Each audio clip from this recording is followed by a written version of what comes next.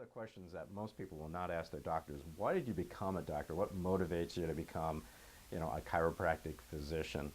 And I'll try to go ahead and give you the Reader's Digest version.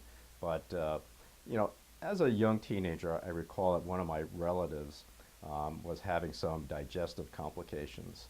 And I was with my father and went to the hospital to, help with my aunt.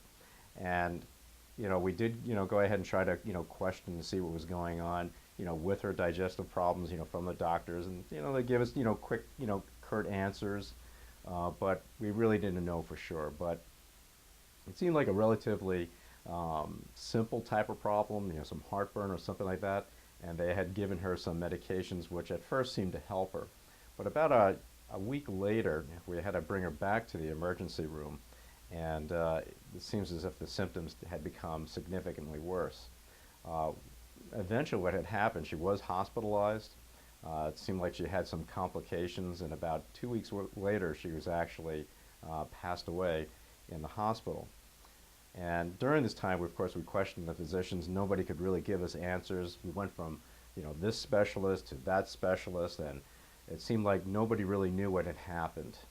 And so we did get the documentation and looked at it, and unfortunately, it seemed like it was a situation where there was just bad medical care, and there seemed to be some complications with some of the drugs, and they were just drug interreactions, and we suspect that's what she eventually did pass away of. So as a teenager then, I began to kind of question, do we really have all the answers in the medical field, the traditional medical field? It kind of made you really think, how much do we really understand the human body?